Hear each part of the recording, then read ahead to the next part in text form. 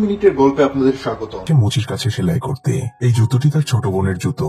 এই জুতোটি এর আগেও অনেকবার সেলাই করা হয়েছে। এই ছেঁড়া জুতোটি নিয়েই মুভির মূল কাহিনী। আলী মুচিকে তার প্রাপ্য টাকা দিয়ে সেখান থেকে বের হয় আর সে কিছু রুটি কেনে বাসার জন্য। সে সেলাই করা জুতোটি একটি মুদির দোকানের বাইরে রেখে সেই দোকানের ভিতরে প্রবেশ করে। সে দোকান থেকে বড় বড় আলুগুলো বাছতে শুরু করে আর তখনই দোকানদার তাকে বলে যে এই বড় আলুগুলো তোদের জন্য না, তোদের জন্য নিচের পড়ে থাকা আলুগুলো। ছোট্ট মানুষ আলী সেই আলুগুলোই আনতে যায় আর অন্যদিকে দেখা যায় যে ময়লা আলো সীসা দোকানের সামনে চলে এসেছে। সে আলীর রেখে যাওয়া সেই ছেঁড়া জুতোটিকে আবর্জনা মনে করে সে তার ময়লার ব্যাগে নিয়ে নেয়। আলী যখন দোকানিকে তার আলুর ব্যাগটি দেয়, দোকানি তার কাছে টাকা চায়। আলী তখন বলে যে টাকাটা খাতায় লিখে রাখুন, আম্মু পরে দিয়ে দিবে। তখন দোকানি কিছুটা রাগান্বিত স্বরে আলীকে বলে যে তোর মাকে বলবি যে খাতায় আর লেখার এক পরিমাণ জায়গা নেই, বাকি টাকাগুলো যত তাড়াতাড়ি সম্ভব দিয়ে দিতে। আলী মন খারাপ করে যখন দোকানের বাইরে আসে তখন সে দেখতে পায় তার রেখে যাওয়া সেই জুতোটি আর সেখানে নেই। সে জুতোগুলো খুঁজতে থাকে আর এর ফলে সেখানে থাকা সবজিগুলো মাটিতে পড়ে যায়। তখন দোকানি বাইরে এসে তাকে খুব ধমক দেয় এবং বলে যে গরিবের বাচ্চা, তুই এসব কি করলি? আলী কিছুটা ভয় পেয়ে সেখান থেকে দৌড়ে বাসায় চলে আসে। সে বাসার দরজা খুলতেই দেখতে পায় যে তার ছোট বোন জোহরা তার জন্যই অপেক্ষা করছে।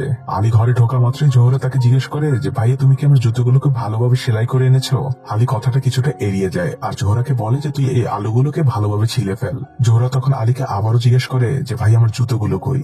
তখন আলী কিছুটা কাঁদো কাঁদো চোখে জোহরাকে বলে, আমি তোর জুতোগুলোকে সেলাই করেছিলাম, কিন্তু আমি দোকানের বাইরে রেখে আলু কিনতে ঢুকেছিলাম, কিন্তু হঠাৎ বাইরে এসে দেখি তোর জুতোগুলো সেখানে নেই। জোহরা তখন কাঁদো কাঁদো চোখে বলে যে ভাইয়া, এসব তুমি কি বলছো?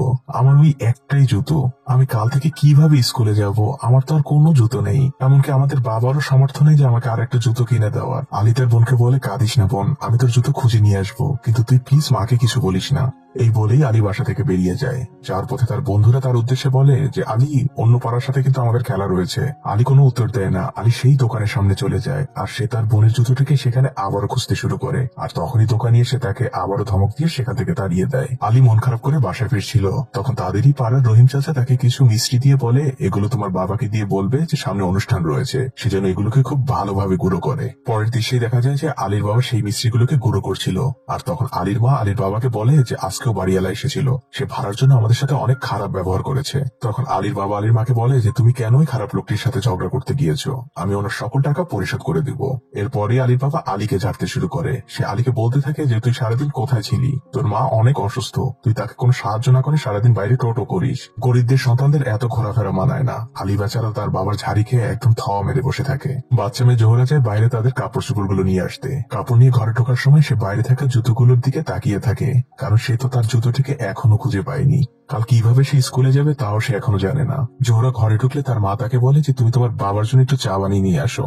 লক্ষ্মী মেয়ে জোহরা তার বাবার জন্য চা বানিয়ে নিয়ে আসে। তার বাবা চা খেয়ে বলে যে আমার মায়ের হাতের বানানো চা সব থেকে বেস্ট। জোহরার বাবা জোহরাকে বলে যে মা, তুমি কি চায় চিনি দাওনি? তখন জোহরা বলে যে বাবা, আমাদের বাসায় তো চিনি অনেকদিন ধরেই নেই, কিন্তু তোমার কাছে এত চিনি, তুমি আমাদের একটু চিনি দিলে তো আমরা চা খেতে পারতাম। তখন জোহরার বাবা বলে যে এগুলো মসজিদের চিনি, তারা বিশ্বাস করে আমাদের কাছে দিয়েছে।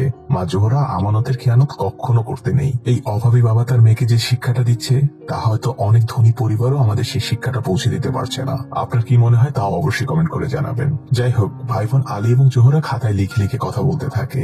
জোহরা লেখে যে ভাই, আমি কালকে কি পরে স্কুলে যাব? তখন আলী লিখে দেয় যে তুই কাল আমার জুতোটা পরে যাস। তখন জোহরা লিখে যে আমি কিন্তু বাবাকে বলে দেবো সবকিছু। তখন আলী উত্তর দেয় যে তুই প্লিজ বাবাকে কিছু বলিস না, কারণ বাবার কাছে কোনো টাকা নেই, দেখিস না ঘর ভাড়াও দিতে পারে না।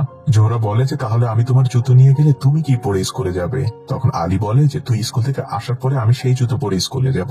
আর আলী জোহরাকে ঘুষ হিসাবে একটি পেন্সিল দেয়। পরদিন সকালবেলা জোহরা আলীর জুতোগুলোকে পরে, কিন্তু সেই জুতোগুলো তার পায়ে অনেক ঢিলে ঢালা হয়ে যাচ্ছিল। সেই জুতোগুলো পরে স্কুলে চলে যায় আর সে অন্যান্য বাচ্চাদের জুতোগুলোর দিকে তাকিয়ে থাকে, কারণ তার জুতোটা ছিল খুবই পুরনো এবং অনেক ছেঁড়া ফাটা। তার নিজের কাছে অনেক লজ্জা লাগছিল। আজ তাদের স্পোর্টস ডে ছিল, সবাই লাভ দিচ্ছিল আর জোহরা মনে মনে বলছিল উপরওয়ালা ভালো জানে যে কপালে কি আছে। তখনই একটি মেয়ে হঠাৎ করে লাভ দিতে চেয়ে পড়ে যায়। তখন তাদের টিচার তাদেরকে বলে যে তোমরা এর পরের দিন থেকে স্নিকার পরে আসবে, তাহলে তোমাদের লাভ দিতে সুবিধা হবে। আর এটা দেখে জোহরার মন কিছুটা খুশি হয়ে যায়, কারণ তার ভাইয়ের জুতাটা ছিল তো একটি স্নিকার। অন্যদিকে আলী তার বোনের জন্য অপেক্ষা করতে থাকে, কারণ তার স্কুলের টাইম অনেক আগেই হয়ে গিয়েছে। জোহরা স্কুল শেষে দৌড়ে বাসায় চলে আসতে থাকে, আর তারা পথের মধ্যেই তাদের জুতোগুলোকে অদল বদল করে নেয়। আলী খুব দ্রুত দৌড়ে স্কুলে ঢোকে, কিন্তু তার শিক্ষক দেখে ফেলে যে আলী অনেক লেটে স্কুলে ঢুকছে। আলী স্কুল শেষে বাসায় ফিরে আসলে জোহরা তাকে জিজ্ঞেস করে, ভাইয়া তুমি কি টাইমলি স্কুলে পৌঁছাতে পেরেছিলে? আলী বলে যে না, কিছুটা দেরি হয়ে গিয়েছিল, তুই এর পর দিন আরো একটু আগে বের হস। তখন জোহরা বলে যে ভাইয়া আমি স্কুল ছুটির সাথে সাথেই চলে এসেছি, 1 সেকেন্ডও দেরি করিনি, এর থেকে আগে বের হওয়া আমার পক্ষে সম্ভব না। আলী বলে যে তুই মাকে কিছু বলিসনি তো আবার? জোহরা বলে যে না ভাই, আমি কিছু বলিনি। জোহরা তাকে বলে যে ভাইয়া জুতোগুলো ছেলেদের আর অনেক ছেঁড়া পাটা আর নোংরা, এই জুতো পরে যেতে আমার স্কুলে অনেক লজ্জা লাগে। আসো আমরা দুজনে মিলে জুতোটাকে পরিষ্কার করি। এরপরে দুই ভাই বোন ওই জুতোটাকে খুব ভালোভাবে পরিষ্কার করতে থাকে। এত যত্ন নিয়ে তারা ওই জুতোটাকে পরিষ্কার করে দেখে মনে হচ্ছিল এই ছেঁড়া জুতোটাই তাদের কাছে লাখ টাকার বস্তু। ধোয়া শেষে আলী জুতোগুলোকে রোদে শুকাতে দেয়। পরের দিকে দেখা যায় আলীদের পরিবার সবাই মিলে একসাথে খেতে বসেছে, আর আলীর বাবা বলতে থাকে যে আজ আলী এবং জোহরা অনেক কষ্ট করেছে, ওদের একটু ভালো খেতে দাও। তখনই টিভিতে একটি জুতোর বিজ্ঞাপন চলছিল। জোহরার চোখ সেদিকে চলে যায়। রাতের বেলা প্রচন্ড বৃষ্টি শুরু হয়। তখন জোহরা তার ভাইকে বলে যে ভাই আমাদের জুতোগুলো বাইরে রয়ে গিয়েছে। তারা দ্রুত দৌড়ে যেয়ে সেই জুতোগুলোকে নিয়ে আসে। পরদিন জোহরা যখন স্কুলে যাচ্ছিল, সে একটি জুতোর দোকানের বাইরে দাঁড়িয়ে সুন্দর সুন্দর জুতোগুলোকে দেখতে থাকে। এরপরে সে স্কুলে চলে যায়। আজ জোহরাদের স্কুলে পরীক্ষা ছিল, কিন্তু সে বারবারই ঘড়ির দিকে তাকাচ্ছিল, কারণ আলীর স্কুলের টাইম হয়ে যাচ্ছিল। জোহরা সময়ের অনেক আগেই দ্রুত অ্যান্সার করে খাতা জমা দিয়ে সেখান থেকে বেরিয়ে যায়, আর সে প্রচন্ড জোরে দৌড়াতে থাকে। দৌড়তে দৌড়তে এক পর্যায়ে তার একটি জুতা খুলে ড্রেনে পড়ে যায়। জোহরা পড়ে যাওয়া জুতোটিকে উঠানোর অনেক চেষ্টা করে, কিন্তু সে কোনোভাবেই পারছিল না, তাই সে কান্না করতে থাকে। আর তখনই পাশে থাকা এক ব্যক্তি এসে তাকে সাহায্য করে আর জুতোটিকে উঠিয়ে দেয়। জোহরা মন খারাপ করে তার ভাইয়ের কাছে ফিরে আসে, আর সে তার পায়ের জুতোগুলোকে খুলে দেয়, আর সে পাশে চুপ করে দাঁড়িয়ে থাকে। তখন আলী তাকে জিজ্ঞেস করে, কি রে, এত লেট হলো কেন তোর আজ? তখন জোহরা কাঁদতে থাকে আর বলতে থাকে যে আমি তোমার এই পচা জুতো পরে আর স্কুলে যাব না, আমার খুব খারাপ লাগে, মানুষ আমাকে নিয়ে হাসাহাসি করে, আমি আজই বাবাকে বলবো আমাকে একটি জুতো কিনে দিতে। তখন আলী বলে যে খবরদার এই কথা তুই বাবাকে কোনোভাবেই বলিস না, বাবার কাছে একটা টাকাও নেই, তুই বললে বাবা ধার করে তোকে কিনে দিবে। এরপরে আলী দৌড়ে তার স্কুলে চলে যায়। আলীর শিক্ষক আলীকে আটকায় আর বলে যে তোমার আজ এত লেট হলো কেন? আলী তখন বলে যে আমার বাসা অনেক দূরে, তাই লেট হয়েছে। তখন শিক্ষক তাকে বলে যে তোমার পায়ের জুতোগুলো কেন ভেজা? তখন আলী বলে যে স্যার আমি ট্রেনে পড়ে গিয়েছিলাম। শিক্ষক বলে যে তাহলে তোমার প্যান্ট কেন ভেজেনি? আর শিক্ষক আলীর পকেট থেকে মোজা বের করে বলে যে তোমার শুধু কি জুতো ভেজেছে, মোজাটা ভেজে নেই। যাই হোক, শিক্ষক তাকে ছেড়ে দেয়। আলী ক্লাসে চলে যায়। আজ আলীদের স্কুলের রেজাল্ট দেয়, আর এতে আলী অনেক ভালো ফলাফল করে। আলী বাসায় ফেরার পথে তার বোন জোহরাকে একটি কলম দেয়, আর তাকে বলে যে জানিস আমি আজকে অনেক ভালো রেজাল্ট করেছি, তাই টিচার আমাকে এই কলমটি গিফট করেছে, তাই আমি এটি তোকে দিলাম। জোহরা আলীকে বলে যে ভাইয়া আমি কিন্তু মাকে কিছুই বলিনি। পরদিন যখন জোহরা স্কুলে যায়, তখন পিটি করার সময় সে অন্যদের জুতোগুলোকে খেয়াল করতে থাকে, আর সে নিজের জুতোগুলোর দিকে তাকে অনেক কষ্ট পায়। আর তখনই হঠাৎ সে তার হারানো জুতোগুলোকে অন্য একটি মেয়ের পায়ে দেখতে পায়। সব স্টুডেন্টরা ক্লাসে ঢুকে যাওয়ার পর জোহরা লক্ষ্য করতে থাকে যে ওই মেয়েটা কোথায় যায়। জোহরা মেয়েটার পাশে যেয়ে চুপচাপ দাঁড়িয়ে থাকে, কিন্তু তাকে সে কিছুই বলে না। স্কুল ছুটি শেষে জোহরা ফলো করতে করতে সেই মেয়েটার বাড়ি পর্যন্ত পৌঁছে যায়। অন্যদিকে আলীর আজও অনেক দেরি হয়ে যায় স্কুলে যেতে। আজ তাদের প্রধান শিক্ষক আর তাকে স্কুলে ঢুকতে দেয় না, তাকে বের করে দেয়। আর তখনই আলীর ক্লাস টিচার আসে। আলীর ক্লাস টিচার প্রধান শিক্ষকের কাছে রিকোয়েস্ট করতে থাকে যে আলী খুব ভালো ছেলে এবং খুব ভালো স্টুডেন্ট, আজকের মতো ওকে মাফ করে দিন। আর এরপরে আলীকে স্কুলে ঢুকতে দেওয়া হয়। স্কুল শেষে আলী এবং তার বোন জোহরা চলে যায় সেই মেয়েটির বাসায়, যার পায়ে জোহরাই তার হারিয়ে যাওয়া জুতোটিকে রেখেছিল। তারা দুজন যখন ওই মেয়েটির বাসার সামনে যায়, তখন তারা দেখতে পায় যে ওই মেয়েটির বাবা আসলে একজন অন্ধ মানুষ। তাই দুই ভাই বোন কিছু না বলে সেখান থেকে বাসায় ফিরে আসে চুপচাপ, কারণ তারা মনে করছিল যে ওই মেয়েটির ওই জুতোটির প্রয়োজন তাদের থেকেও অনেক বেশি। ওই দিন রাতে আলীদের মসজিদে সেই অনুষ্ঠান হচ্ছিল। আলী তার বাবার কাজে সাহায্য করছিল। আলীর বাবার এক বন্ধু আলীর বাবাকে বলে যে আমি শহরে যেয়ে মালির কাজ করব না, তুমি চাইলে আমার যন্ত্রপাতিগুলোকে নিয়ে তুমি শহরে যেয়ে এই কাজ করতে পারো। আলীর বাবা জিনিসগুলো নিয়ে নেয়, আর বাসায় ফিরে আলীর মাকে বলে যে কাল আমি শহরে যাব, দেখি কোনো মালির কাজ পাওয়া যায় কিনা, যার ফলে কিছু টাকাও হয়তো ইনকাম হবে আমাদের। পরদিন সকালে আলীর বাবা আলীকে নিয়ে সাইকেলে করে শহরের উদ্দেশ্যে রওনা হয়। তারা বাড়ি বাড়ি গিয়ে কলিং বেল টিপে বলতে থাকে যে কারো মালি লাগবে কিনা, কিন্তু সবাই তাদেরকে ফিরিয়ে দেয়। ক্লান্ত হয়ে তারা রাস্তার পাশে বসে থাকে। তখন আলী একটু পানি খাওয়ার জন্য একটি বাসার সামনে যায়, আর তখন স্পিকারে একটি বাচ্চার কণ্ঠ ফিরে আসে যে তোমাদের কি চাই। আলী তখন খুব সুন্দরভাবে বুঝিয়ে বলে যে আমরা হলাম মালি, আমরা বাগান পরিষ্কার করি, তোমাদের কি কারো বাগান পরিষ্কার করার জন্য আমাদের লাগবে? বাচ্চা মেয়েটি তখন বলে যে এই সকল বিষয় আমার দাদু জানে, আর সে এখন ঘুমোচ্ছে। তখন আলী এবং তার ক্লান্ত বাবা বাসার দিকে ফিরতে শুরু করে, আর তখনই পিছন থেকে তাদেরকে ডাক দেয় সেই বাচ্চা মেয়েটি এবং তার দাদু। তারা বাগান পরিষ্কার করার কাজটি পেয়ে যায়। আলীর বাবা খুব সুন্দর করে বাগানটিকে পরিষ্কার করে আর আলী সেই বাচ্চাটির সাথে খেলতে থাকে। কাজ শেষে আলীর বাবা খুব ভালো একটি টাকা পায়। বাবা ছেলে খুব খুশি মনে বাড়ি ফিরতে থাকে আর তারা চিন্তা করতে থাকে তারা এই এতগুলো টাকা দিয়ে কি কি করবে।